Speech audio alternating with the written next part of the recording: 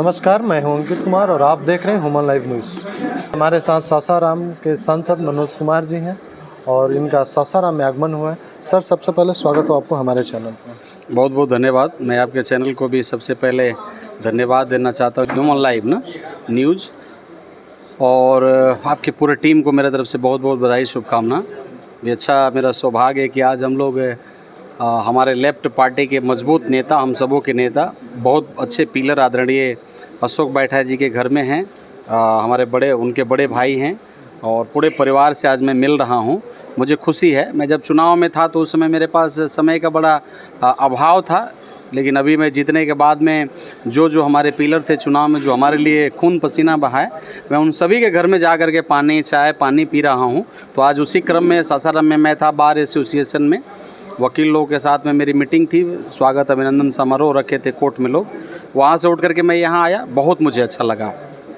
Sir, हम सबसे पहले बिहार उपचुनाव पे बात करेंगे कि बिहार उपचुनाव में आपकी पार्टी तो चुनाव लड़ नहीं रही है, लेकिन महागठबंधन को आप साथी हैं, तो आप किस तरह से सपोर्ट कर रहे हैं? देखिए, मैं इंडिया अलायंस का आपको मालूम होना चाहिए कि आरजेडी है, लेफ्ट है और कांग्रेस है। तो कांग्रेस पार्टी जो ये 4 सीट पर जो उपचुनाव हो रहा है, इसमें कांग्रेस पार्टी का कोई ऐसा सीट नहीं था।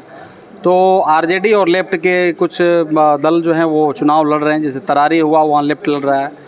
फिर उसके बाद में इमामगंज, बेला और ये रामगढ़, ये चुनाव हो रहे हैं। तो हमारे इंडिया अलायंस के जो अलग अलग दल हैं, आदरणीय हमारे माननीय लालू जी के नेतृत्व में, आदरणीय हमारे नेता राहुल गांधी जी के नेतृत्व में हम सब लोग एकजुट हैं और इस उपचुनाव में हम लोग परचम लहराएंगे। इंडिया गठबंधन का जीत होगा। और ये जो लड़ाई जो चल रहा है, ये लड़ाई कहने का मतलब एक टेलर है। आने वाला 2025 जो है ना, असली फिल्म उसमें होगा। तो देखिए, बेरोजगारी को देखिए चरम सीमा पर है।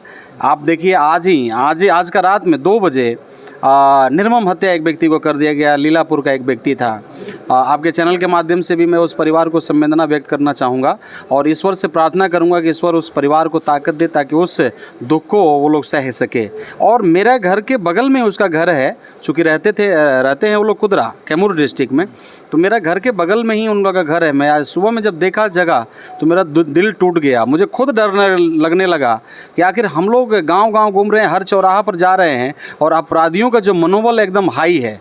तो कहने का मतलब कहीं ना कहीं, और ये सब इसलिए हो रहा है कि एक कहने का मतलब बड़े तादाद में एक बेरोजगारों का फौज जो है वो खड़ा हो गया है।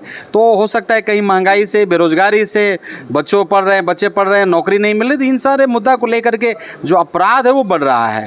तो मैं आपके चैनल के माध्यम से निवेदन करना चाहूँगा आदरणीय हमारे माननीय मुख्यमंत्री जी से, आदरणीय हमारे जितने भी शासन प्रशासन के लोग हैं, मेरी आवाज़ को जो सुन रहे हैं, ये अपराध पर कम से कम कंट्रोल किया जाए।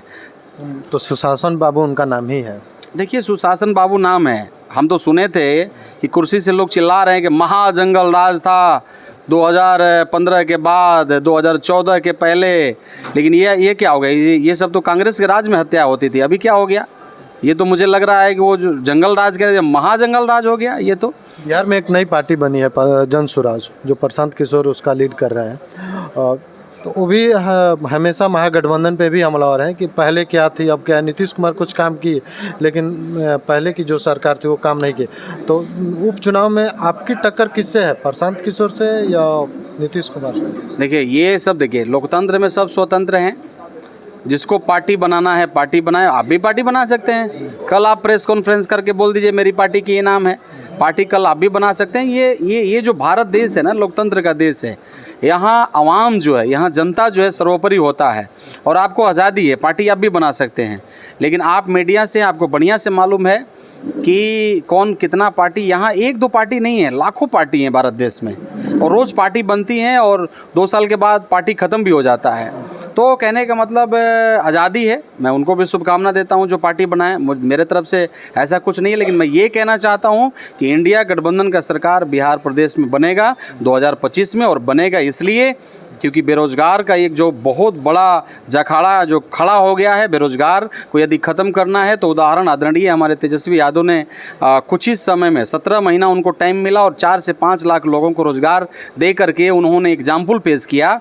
इसलिए अब जनता का मांग जो है, चाहे वो किसान का मांग हो, बेरोजगारों का मांग हो, चाहे वो यहाँ के बिहार के किसी भी वर्ग के लोग हों, चाहे किसी भी जाति से, किसी भी धर्म से, सभी का मांग है, सभी का ये चाह है कि इंडिया गठबंधन का सरकार बने, चेहरा बदले और बिहार को बिहार में बाहर लाया जाए। अच्छा, बिहार में तो महागठबंधन की आप सरकार बना रहे हैं, लेकिन झारखंड में आपकी पार्टी कौन सी मुद्दा लेकर जा रही है इस बार चुनाव में? नहीं, झारखंड में हमारा पहले सरकार था, आज भी सरकार, फिर सरकार बनने जा रहा है।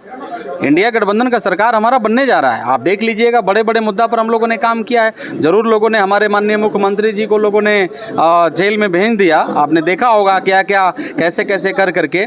लेकिन मैं आपको बताना चाहता हूँ, ये भारत देश जो है ना, लोकतंत्र का देश है, ये राजतंत्र यहाँ नहीं है। आप ज़रूर आप अपना कहने का मतलब जो कर रहे हैं करते रहिए, लेकिन जनता के दिल में हमारे इंडिया गठबंधन के नेता, इंडिया अलायंस के नेता झारखंड में बस रहे हैं। झारखंड से एक आवाज़ आ रही है, फिर से हमारा सरकार वहाँ बनने जा रही है। वही नहीं, महाराष्ट्र में भी हमारा सरकार बनने जा रहा है। आप जितना ताकत लगा रहे हैं लगा लीजिए। हरियाणा में हम कुछ सरकार बनते बनते हम नहीं बन सके, क्या हुआ आपने भी देखा, लेकिन हरियाणा के जनता के दिल पर राज इंडिया गठबंधन कर रहा है, कांग्रेस पार्टी कर रहा है और आगे भी करता रहेगा। आने वाला दिन में देखिएगा 2029 तक क्या हाल होने वाला है इन लोगों को, जो लोग अलग अलग आरोप गलत रीति से चुनाव जीत रहे हैं। तो आप देखते रहिए क्या होने वाला है। लेकिन मैं आपको पूरा बढ़िया से आश्वस्त करना चाहता हूं कि इंडिया अलायंस का सरकार उपचुनाव में बनने अच्छा प्रदर्शन हम लोग करने जा रहे हैं। झारखंड में और महाराष्ट्र में हमारी सरकार बनने जा रही है। महाराष्ट्र में तो उद्धव जी आपसे नाराज चल रहे हैं। कोई नाराजगी नहीं है, हम सब लोग वहाँ अलायंस में चुनाव लड़ने जा रहे हैं, आप देखते रहिए। संजय राउत जी अमित शाह से मिलते हैं, उद्धव जी भी मिलते हैं, देवेंद्र फडणवीस मिलने देखिए, आज़ादी सबको मिलने की, उस पर मेरा कोई कमेंट नहीं है। लेकिन मैं आपको बता रहा हूँ कि इंडिया अलायंस का सरकार महाराष्ट्र में बनेगा, वहाँ हम जीतेंगे। जिसको जिससे मिलना है, मिलने के लिए तो सभी से मिलते हैं, मिलने पर किसी को प्रतिबंध नहीं है, सबसे मिलेंगे। लेकिन उद्धव जी और ये हम सब लोग मजबूत हैं। माननीय हमारा आदरणीय शरद पवार जी और आदरणीय हमारे जितने भी नेता वहाँ के हैं, सभी लोग, हम लोग एकजुट हैं। सरकार इंडिया अलायंस की बनेगी। दोनों राज्य में सरकार इंडिया अलायंस की बनेगी और उपचुनाव में सबसे ज़्यादा सीट आपकी? एकदम परचम लहराएंगे हम लोग, देखते रहिएगा। बिहार में भी परचम लहराएंगे, यूपी में भी परचम लहराएंगे। यूपी में जो लोग 400 पार का जो लोग नारा दिए थे, खटिया खाल हो गया उन लोग का, आपने देखा। जो 80 में से कहे थे कि 70 हम जीत जाएंगे, कहाँ पर आकर के वो रुक गए। इस बार उपचुनाव में भी जो 10 सीट पर उपचुनाव हो रहा है यूपी में, आप देखिएगा क्या हो रहा है। अब जनता जो है ना, जनता को बहुत दिन तक आप भरमा नहीं सकते हैं। जनता समझ गई, जाति धर्म में आप बहुत दिन तक नहीं बांट सकते। अब जाति धर्म का खेल खत्म हो गया। अब बेरोजगार लोग आवाज़ देने लगे, रोजगार चाहिए। यहाँ धर्म से काम नहीं चलने वाला, धर्म से खाना नहीं, पेट नहीं भरेगा। यहाँ खाना जब खाएगा, जब दाल चावल रोटी खाएगा तब पेट भरेगा। और बेरोजगारियों का जो हमारे पढ़े लिखे जो बच्चे हैं, भाई हैं, वो रोड पे घूम रहे हैं, उनको धर्म जाति में बहुत दिन तक नहीं रख सकते। अब उनको नौकरी चाहिए। और जो आपने वादा किया था 2 करोड़ नौकरी का, आपने क्या किया? कुछ नहीं किया, बल्कि नौकरी घटा ही दिया। अगर आप 10 साल में जोड़ेंगे 2 करोड़ का जो वादा हुआ था 15 लाख लाने का, 15 लाख हर लोगों के खाता में जाएगा। ब्लैक मनी आपने देखा कैसे रोजगारों का सृजन बढ़ा दिया मोदी जी ने।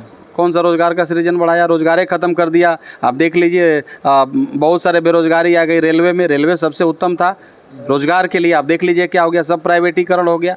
सब लड़के बच्चे चिल्ला रहे हैं। 1-1 लाख बच्चे परीक्षा दे करके कभी रांची, कभी दिल्ली, कभी कहाँ दौड़ लगा रहे, नौकरी नहीं हो रही है। तो रोज़गार का अगर रेशियो देखिएगा तो 10 साल में बहुत घटी है। हमने जो बनाया, हमने एयरपोर्ट बनाया, आदरणीय हमारे माननीय नरेंद्र मोदी जी ने उसको लोगों ने बेचा। हमने जो कुछ भी किया, कांग्रेस पार्टी ने जो कुछ भी यहाँ बनाया, उसको लोग बेचने का काम किया। यही काम किया है और ज़्यादा कुछ नहीं किया है। बहुत बहुत धन्यवाद सर। Thank you. जैसा कि सांसद साहब ने को सुना आपने कि बोले कि दोनों राज्य में हम लोग सरकार बनाएंगे और जो राज्य में उपचुनाव होने वाला है उसमें भी हमारी सीट सबसे ज़्यादा जीतेंगे।